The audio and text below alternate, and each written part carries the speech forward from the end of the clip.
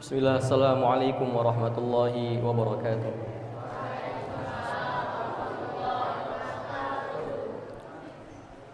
Alhamdulillahilladzi ja'alal qur'ana lisanan arabiyyan wa tabyina wa ja'alal lughatal arabiyyata li fahmil qur'ani was sunnati miftahan wa bayana wa ashhadu an la ilaha illallah أنعم باللسان على الإنسان منة وتوضيحا وإعطاء وأشهد أن محمدا عبده ورسوله أفصح الناس لسانا وأحسنهم بيانا صلى الله عليه وعلى آله وأصحابه وأتباعه الذين سلكوا طريقته لغة وبيانا وإعرابا أما بعد.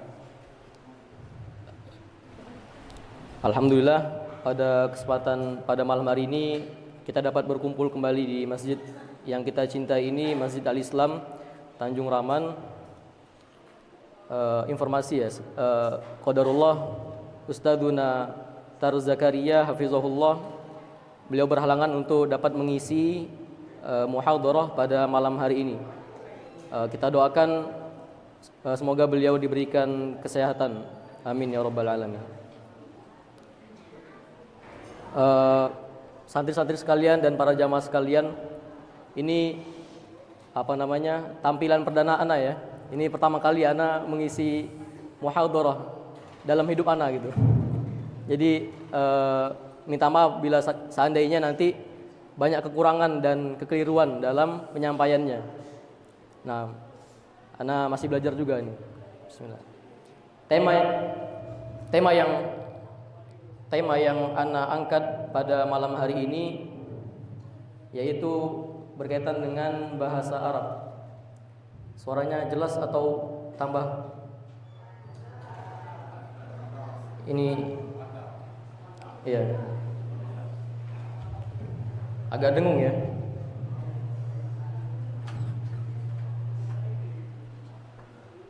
Ya. Ana akan mengangkat tema berkaitan dengan bahasa Arab. Ya. Jadi bahasa Arab itu untuk apa gitu ya? Oke.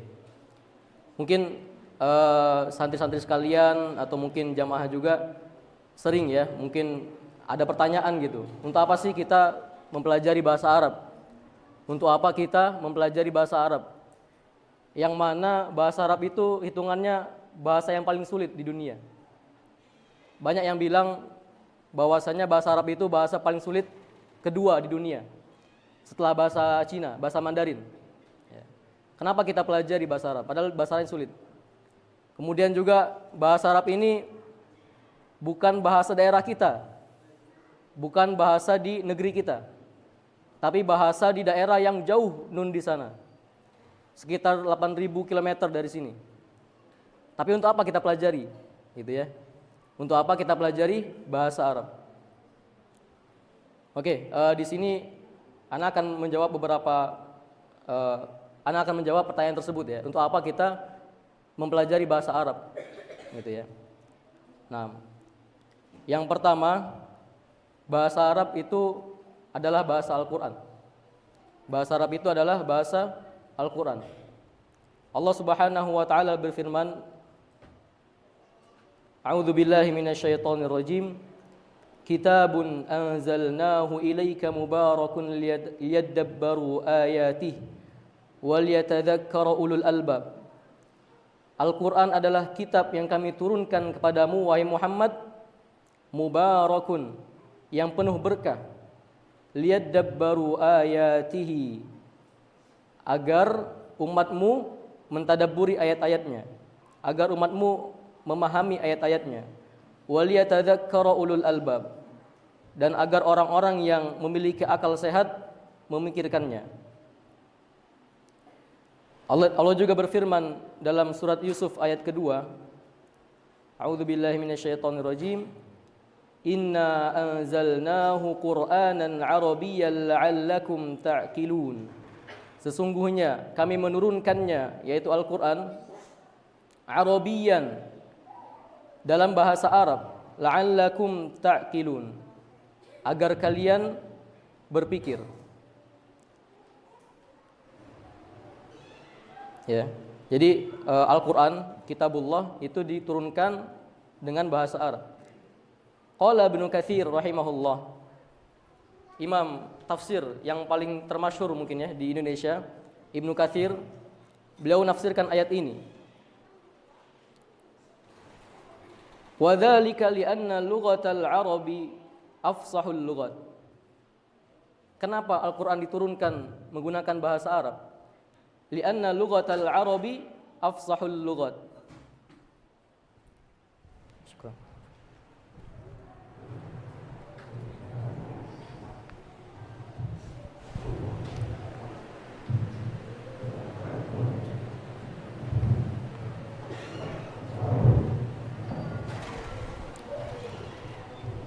Al-Quran diturunkan menggunakan bahasa Arab, sebabnya adalah bahasa Arab adalah bahasa yang paling fasih, bahasa yang paling jelas. Wa awsa'uha, bahasa yang paling luas maknanya. Wa aktsaruha ta'diyatan lil ma'ani, dan bahasa yang paling banyak makna-maknanya. Falihada, oleh karena itu, unzila asyraful kutub bi asyrafil lughat. Kitab suci yang paling mulia, yaitu Al-Quran, diturunkan menggunakan bahasa yang paling mulia, yaitu bahasa Arab. Ala asyrafir rusul, diturunkan kepada Rasul yang paling mulia, yaitu Nabi Muhammad sallallahu alaihi wasallam. Bisafarati asyrafil malaikah, dengan perantara malaikat yang paling mulia. Malaikat siapa? Malaikat Jibril. Wa kana dzalika fi asyrafi baqa'il ard, diturunkan di tempat yang paling mulia. Di mana? Di Mekah. Wa batudi'a inzaluhu fi asyrafi syuhuris sanah, turunnya pertama kali itu di bulan yang paling mulia. Bulan apa? Bulan Ramadan. Fakammala min kulli wujuh, maka Al-Quran itu dia sempurna dari berbagai sisinya. Nah, waqala Al-Imam Ibnul Qayyim Al-Jauziyah, Imam Ibnul Qayyim Al-Jauziyah berkata berkaitan dengan ayat ini, innama ya'rifu fadlal Qur'an man 'arafa kalamal 'arab. Sesungguhnya orang yang memahami Al-Qur'an dengan benar, orang yang memahami kehebatan Al-Qur'an, hanyalah orang yang paham bahasa Arab. Nah, jadi jawabannya dari pertanyaan untuk apa sih kita mempelajari bahasa Arab? Yang pertama adalah agar kita bisa mentadaburi, agar kita bisa memahami kitabullah, Al-Quran. Ya. Dan karena mentadaburi Al-Quran itu adalah perintah, ya, kewajiban. Dan ketika kita mentadaburi Al-Quran ini, kita tidak akan bisa sampai kita memahami bahasa Arab. Ada ulama yang mengatakan bahwasannya belajar bahasa Arab itu wajib, karena mengikuti kaidah usul fikih, ma la yatimul wajibu illa bihi fahuwa wajib. Hal yang tidak dapat dilakukan kecuali dengannya, hal wajib yang ma la yatimul wajibu illa bihi, suatu hal yang tidak bisa kita laksanakan suatu kewajiban dengannya, maka itu juga dianggap sebagai kewajiban. Maksudnya gini, tadabbur Al-Quran adalah kewajiban, tapi cara kita untuk mentadabburi Al-Quran adalah dengan memahami bahasa Arab. Oleh karena itu, memahami bahasa Arab juga termasuk kewajiban, begitu kurang lebih. Jadi sering ya kita membaca Al-Quran, tapi kita nggak paham maknanya. Wailul likulli humazatil lumaza. Apa artinya? Kita nggak paham, tapi sering kita baca. Alhaakumut takatsur. Apa artinya? Fadil. Kita nggak tahu. Nah, itu jadi mungkin peringatan ya. Kita sebaiknya kita sering-seringlah membaca terjemahan juga dari Al-Quran, agar kita memahami dan bisa mentadaburi Al-Quran. Nah, kemudian yang kedua, jawaban kenapa kita mempelajari Al-Quran adalah karena bahasa Arab menjadi kunci ilmu-ilmu syar'i. Ya. Kalau kita bertanya kenapa kita mempelajari bahasa Arab, yang kedua itu adalah karena bahasa Arab menjadi kunci untuk memahami ilmu-ilmu syar'i. Ada imam fikih yang masyhur ya di Indonesia, yaitu Al-Imam Asy-Syafi'i. Beliau dari masa mudanya itu berkelana, mengembara selama 20 tahun untuk mempelajari seluk-beluk bahasa Arab. Bahkan beliau juga tinggal menetap di sebuah kabilah yang bernama kabilah Hudzail itu selama 10 tahun. Kabilah Hudzail ini terkenal dengan kefasihannya. Jadi beliau menetap di sana selama 10 tahun. Dan hingga menjadi ahli, menjadi penyair yang terkenal di kalangan kabilah Hudzail.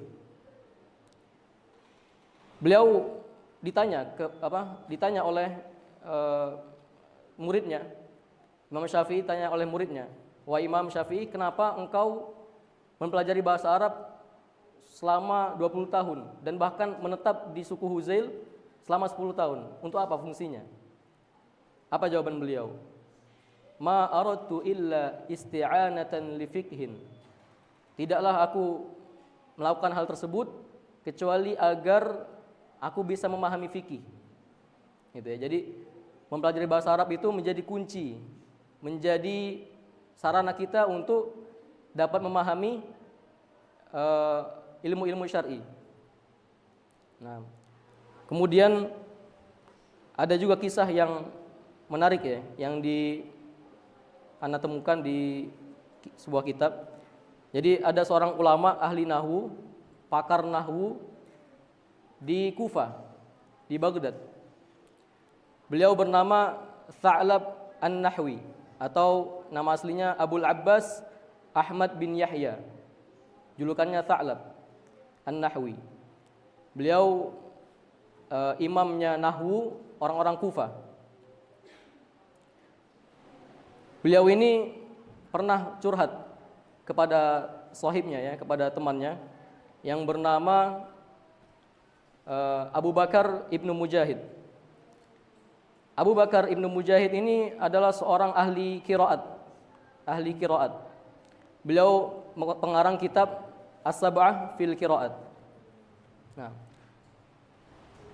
Imam Abul Abbas Ahmad bin Yahya atau Tha'lab ini curhat kepada Abu Bakar.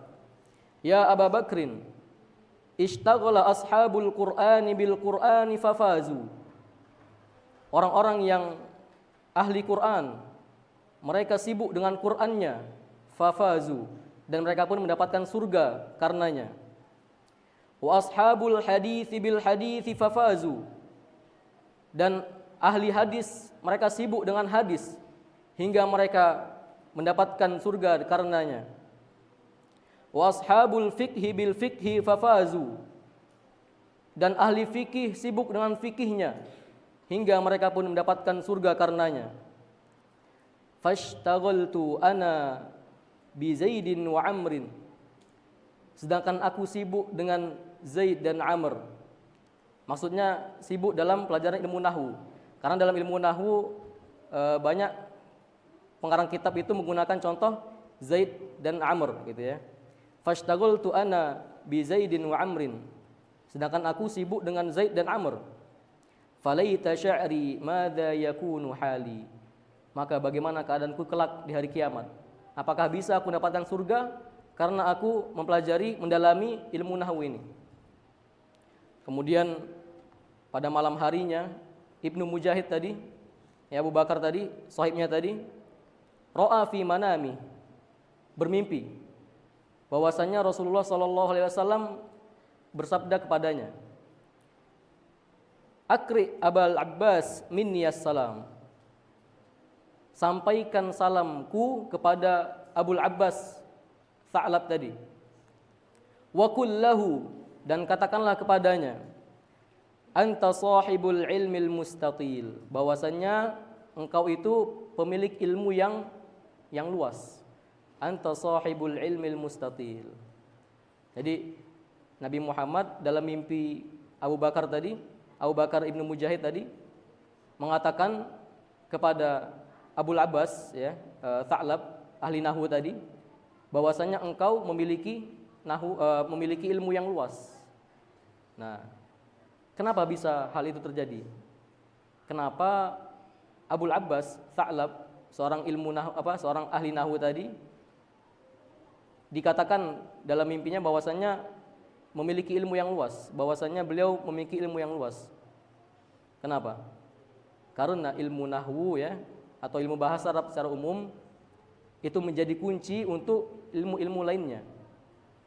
Gak akan sempurna pemahaman fikih seorang ahli fikih kecuali ia memahami bahasa Arab. Tidak sempurna pemahaman ahli qiraat sampai dia memahami bahasa Arab. Begitu juga ilmu hadis, begitu juga ilmu tafsir dan ilmu lain sebagainya. Jadi ilmu bahasa Arab ini menjadi kunci sebagai pembuka untuk ilmu-ilmu syar'i lainnya.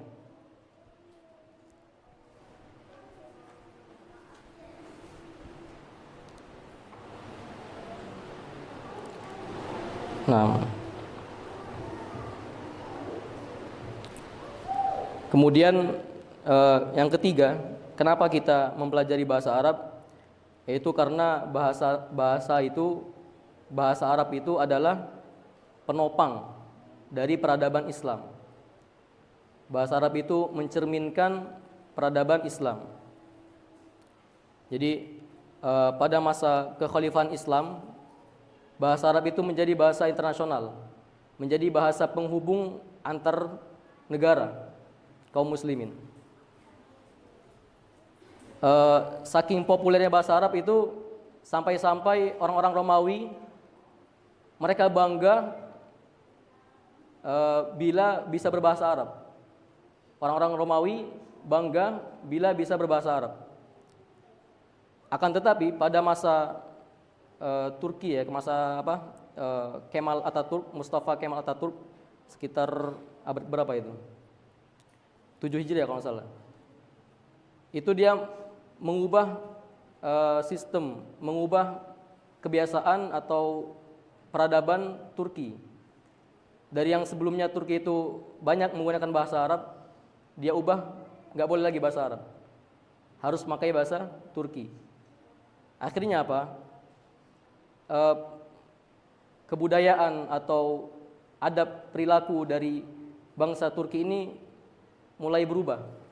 Dari yang sebelumnya mencerminkan kaum muslimin berubah menjadi sekuler atau orang-orang yang barat sana gitu ya. Wanitanya nggak pakai hijab lagi gitu dan lain sebagainya. Jadi bahasa itu menjadi cerminan dari suatu peradaban. Nah,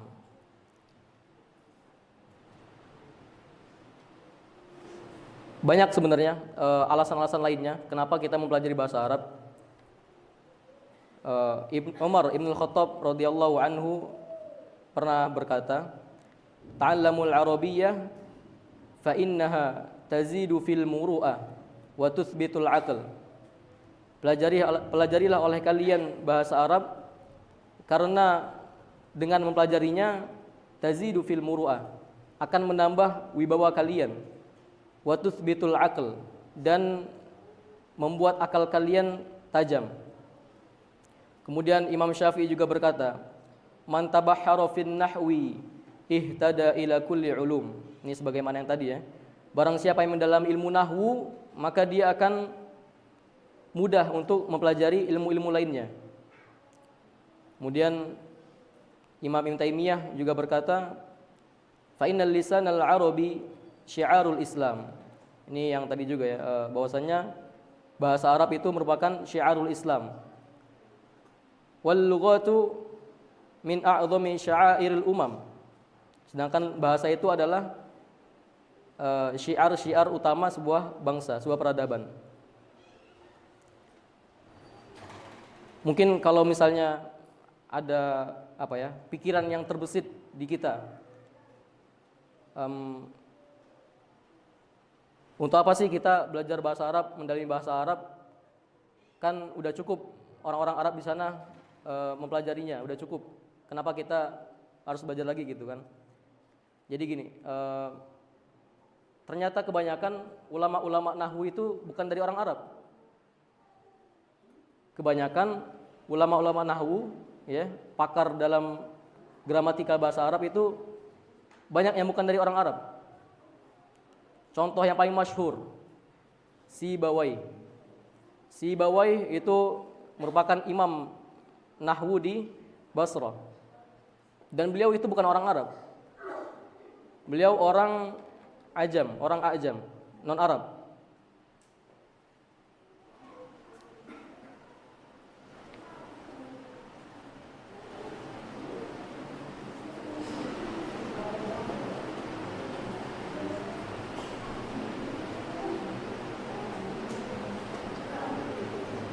Beliau orang Iran.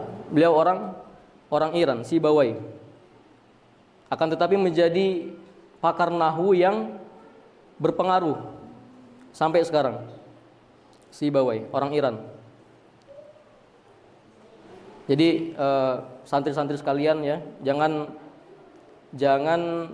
merasa minder. Coba kalian punya semangat tinggi, punya mimpi yang tinggi, menjadi pakar nahwu misal.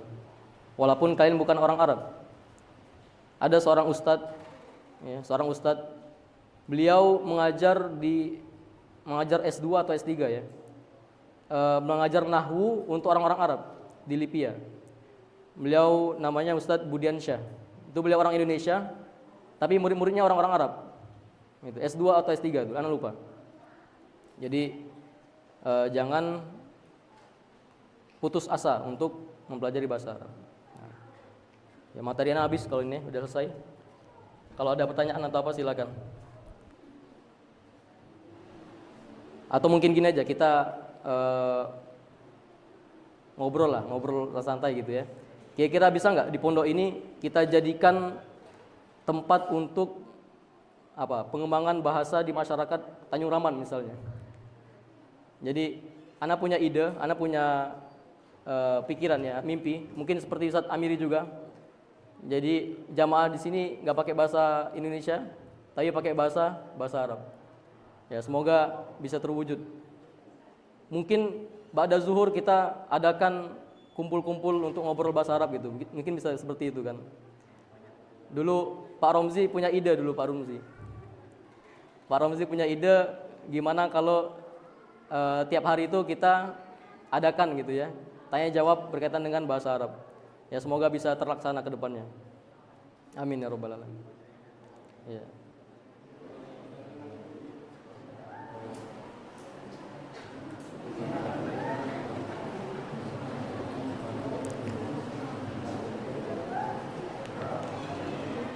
Sebenarnya kalau untuk bisa bahasa Arab itu enggak harus dari belajar kaidah.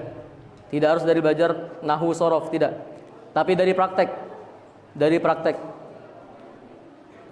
Kalau kita hanya belajar kaidah tapi nggak ada prakteknya, itu nol besar, ya, nggak akan bisa ngomong juga. Jadi pelan-pelan dari ucapan atau ungkapan-ungkapan keseharian kita latih. Insya Allah untuk kaidah itu mudah, kaidah itu akan menyusul. Nah.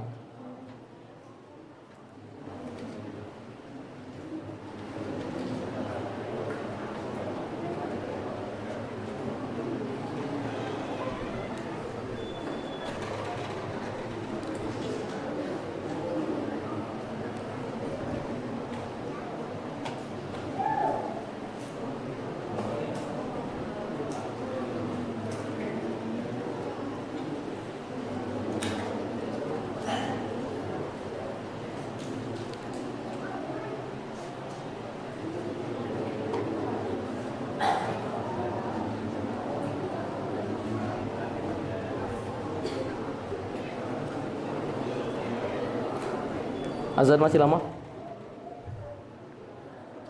Azan masih lama ya, sebentar lagi, 5 menit lagi. Afwan, materinya udah habis ini, nggak bisa lagi nambahin. Jadi silakan kalau materinya habis materinya.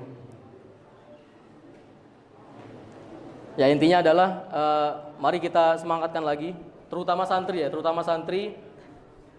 Semangatlah belajar bahasa Arab, karena yang anda rasakan semenjak mondok, semenjak nyantri itu, yang paling terasa itu ilmu bahasa Arab. Yang paling terasa sampai sekarang itu ilmu bahasa Arab. Ilmu fikih, ilmu akidah itu penting juga, akan tetapi nggak terlalu nggak terlalu berbeda dengan yang lain gitu. Kalau ilmu bahasa Arab kalian unggul, kalian akan menonjol dari santai yang lainnya gitu. Jadi perkuat bahasa Arab kalian. Perkuat bahasa Arab kalian.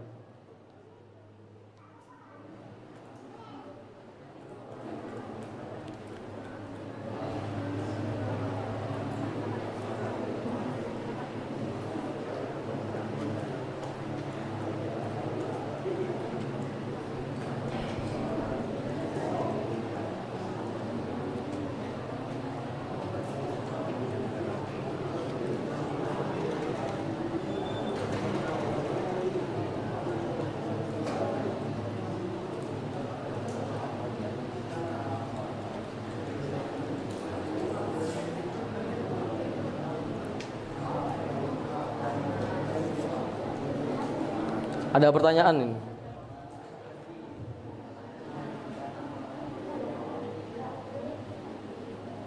Oke. Assalamualaikum warahmatullahi wabarakatuh. Afwan Ustadz, izin tanya Ustadz, apakah ada tahapan-tahapan belajar bahasa Arab, seperti misalnya harus kaidah dulu atau praktek dahulu? Jazakallahu khair. Oke, gini, setiap bahasa, mau bahasa Inggris, mau bahasa Arab, bahasa Jawa, bahasa Indonesia, semuanya itu terdiri dari 4 elemen, terdiri dari 4 bagian.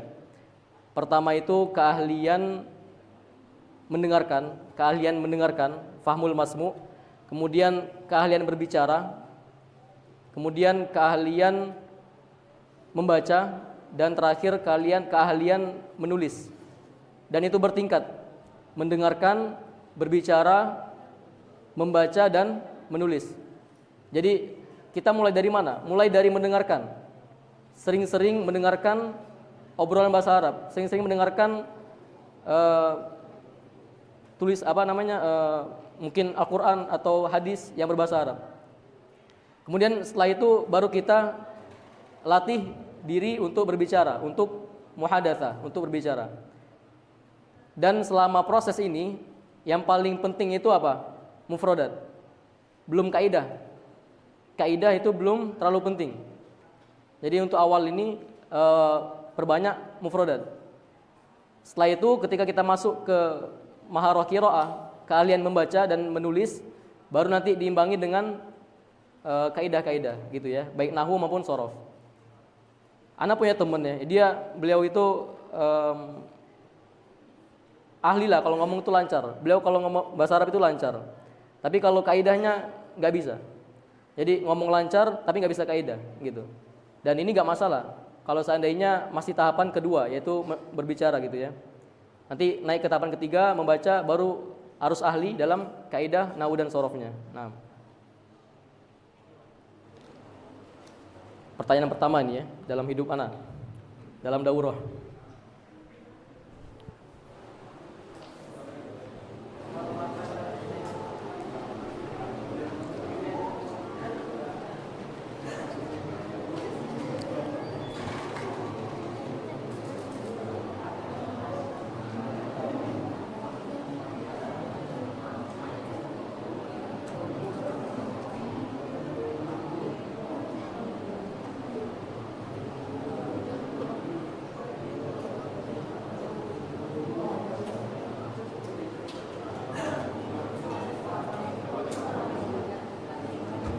Masya Allah.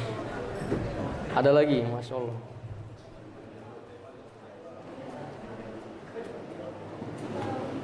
Assalamualaikum Ustadz, apa saja contoh maksiat kecil? Syukran Ustadz. Gak masalah, di luar tema gak masalah. Contoh maksiat kecil, contohnya mungkin buang sampah sembarangan, itu maksiat kecil ya. Tapi kalau dilakukan terus menerus, ya sama aja, akan menumpuk jadi dosa yang besar. Nah, azan, fadhal.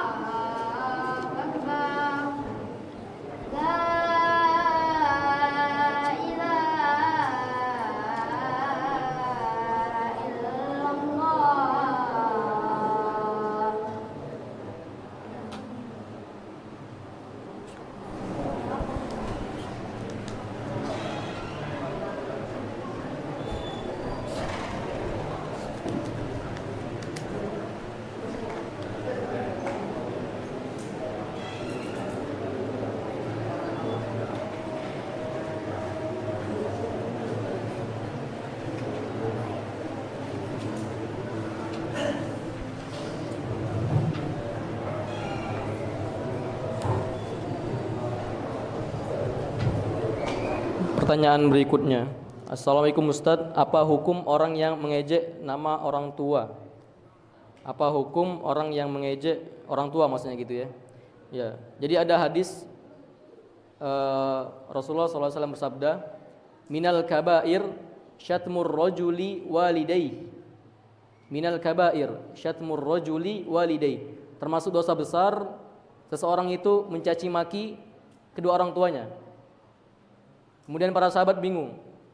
Wahai Rasulullah, apakah seseorang bisa mencaci maki kedua orang tuanya? Rasulullah pun menjawab, "Na'am, iya. Yasubbu abar rajul." Dia mencela bapak orang lain, fayasubbu aba. Kemudian orang tadi balas ngejek, ya, balas mencela. Wa yasubbu ummahu fayasubbu ummah. Dia juga mencela ibu orang lain, lalu orang lain tadi mencela ibunya. Jadi ini termasuk dosa besar, minal kabair, dosa besar.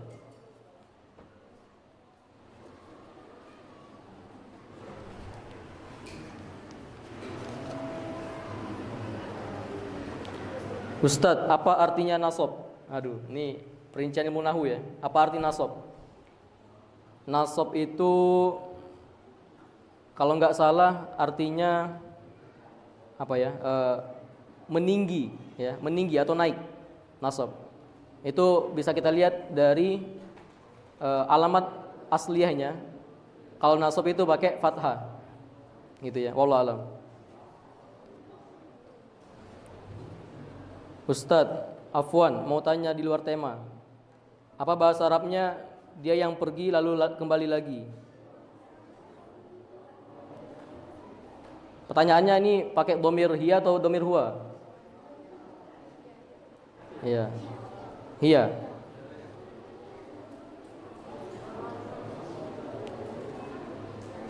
Al-ghadirah thumma tarji, gitu ya. Al-ghadirah thumma tarji. Atau tughadiru thumma tarji. Dia yang berangkat, dia yang pergi lalu kembali lagi. Assalamualaikum Ustadz, apa hukum banyak ngomong yang enggak jelas? Apa hukum banyak ngomong yang enggak jelas? Kok Ana merasa tersinggung ya? Kok Ana merasa tersinggung ini ya? Banyak ngomong yang enggak jelas, iya. Seandainya enggak faedah gitu ya. Ada ancaman dari Rasulullah, ini dianggap orang yang enggak beradab gitu. Ngomong yang enggak jelas itu dianggap orang yang kurang adabnya. Wallahu a'lam.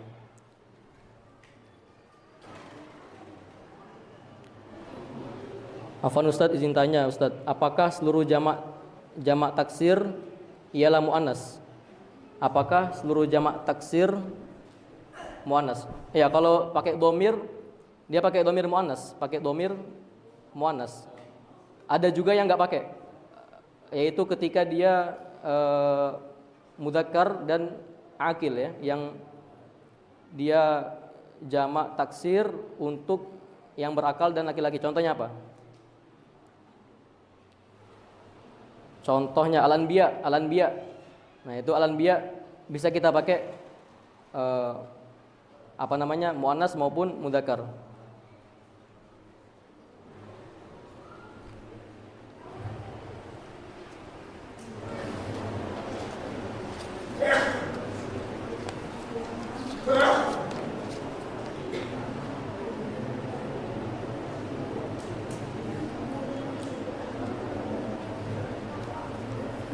Assalamualaikum Ustadz, apa hukumnya orang yang tidak mau berbagi kepada orang lain? Dia berenak-enakan di depan kita dan kita sengsara atas dia, seperti tidak mau berbagi kipas saat halaqah. Syukron Ustadz. Egois. Orang seperti ini orang yang egois. Artinya hanya mendahulukan dirinya tersendiri. Nah, sedangkan ini kita sebagai orang muslim seharusnya apa? Berbagi ya. Tidak boleh egois. Assalamualaikum Ustadz, apa hukum orang yang dikit-dikit wallahi? Dikit-dikit wallahi.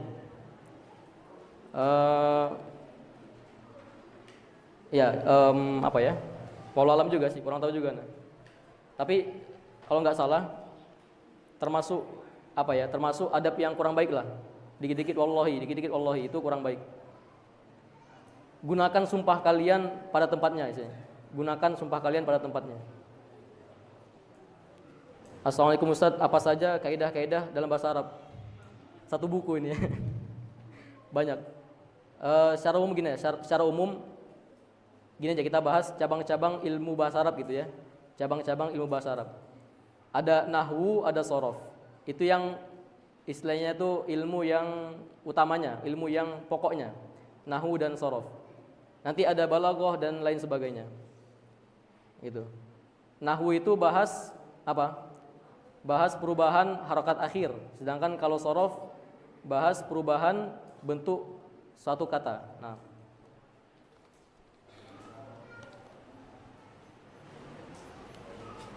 Assalamualaikum Ustaz, mau bertanya, apakah di surga memakai bahasa Arab? Nah ini, apakah di surga memakai bahasa Arab itu ada khilaf ya, ada perdebatan lah. Ada yang bilang ya memakai bahasa Arab, ada juga yang wallahu alam nggak tahu pakai bahasa Arab, pakai bahasa apa nantinya. Yang tapi yang pasti gini, dengan kita bisa berbahasa Arab itu bisa menjadi apa ya? Peluang kita masuk surga lebih besar. Menjadi peluang untuk kita masuk surga. Kenapa? Karena tadi dengan mempelajari bahasa Arab kita bisa memahami bahasa Al-Qur'an. Nah, apa hukumnya orang yang tidak menepatinya? Menepati janjinya maksudnya. Ya tidak kurang beradab ya, tidak menepati janjinya.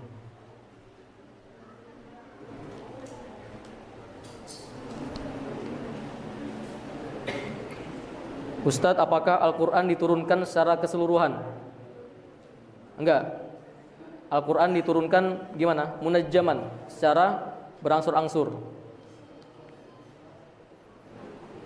Secara berangsur-angsur. Akan tetapi pada bulan pertama kali diturunkan itu pada malam Lailatul Qadar itu secara keseluruhan, tapi bukan ke dunia. Diturunkan dari Allah ke apa? Ke langit berapa ya? Afwan sebentar. Abdullah, Al-Quran diturunkan kemana? Ketika kemana? Baitul Izzah. Iya, Baitul Izzah. Jadi ketika di malam Lailatul Qadar pertama kali turun itu ke Baitul Izzah, itu secara keseluruhan. Dan setelahnya turun kepada Rasulullah baru berangsur-angsur.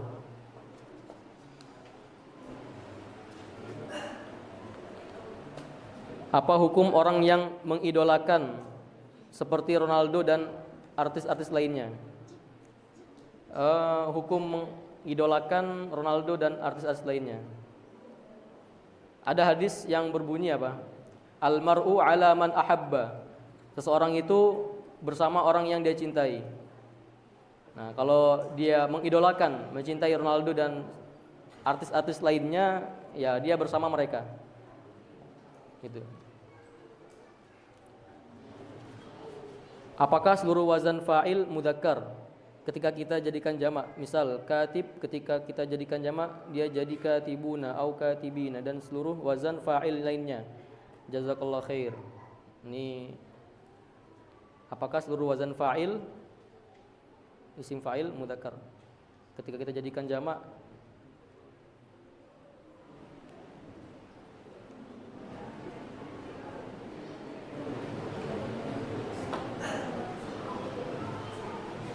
Wallahu alam ya, wallahu alam. Mungkin bisa jadi, bisa jadi. Akan tetapi mungkin ada juga jamak taksirnya, mungkin ada. Contoh kayak tolib, jamak taksirnya apa? Dia pakai jamak taksir banyak kan, pakai tulab. Tolib bisa nggak pakai tolibuna? Bisa aja. Wallahu alam.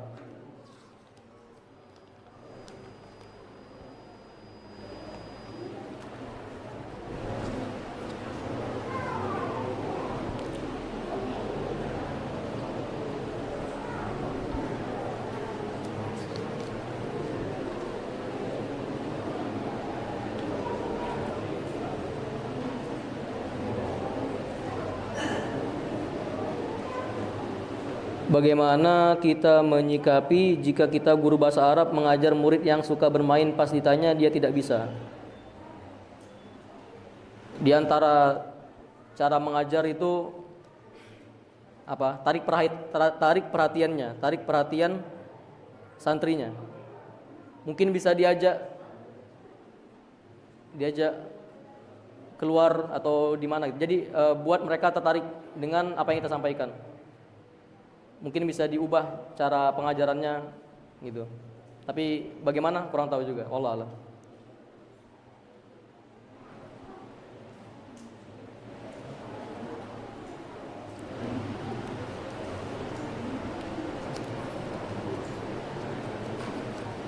Apa hukum pas tanya jawab dia ngambar? Apa hukum pas tanya jawab dia ngambar? Gini ya, pertanyaan kalian itu menggambarkan jiwa kalian gitu ya. Kalau pertanyaannya nggak bermanfaat, nggak berfaedah, ya berarti diri kalian juga nggak berfaedah.